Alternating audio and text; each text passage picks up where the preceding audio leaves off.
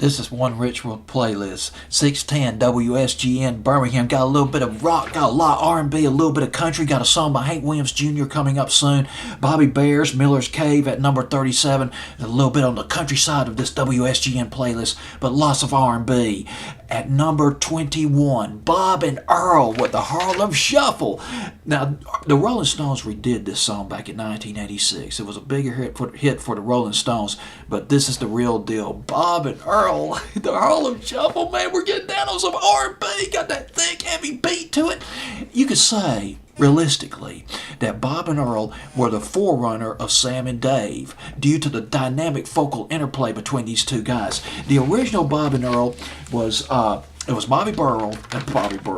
I'm running ahead of myself. Bobby Bird and Earl Nelson, the original Bob and Earl. They were members of the group the Hollywood Flames. They had a huge hit back in 1958, a thumping rock and roll song called Buzz, Buzz, Buzz. And Earl Nelson, he sang lead on that. Bobby Bird pursued a solo career. He changed his name to Bobby Day due to contractual reasons. I can't say the word right. There are certain words I just can't pronounce right.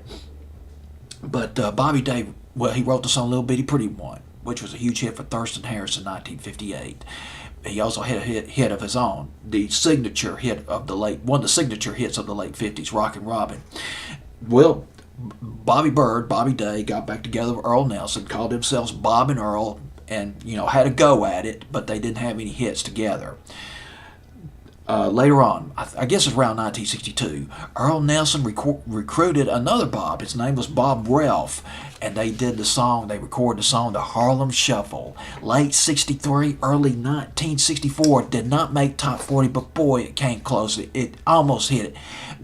It went as high as number 44 on Billboard's Hot 100. The thing is, when the Rolling Stones came out with their version of Harlem Shuffle in 1986, many of the younger people in particular, and even some of the older ones, the more superficial listeners of Top 40 radio, didn't realize that this was a remake, that Bob and Earl had did this song 22 years earlier.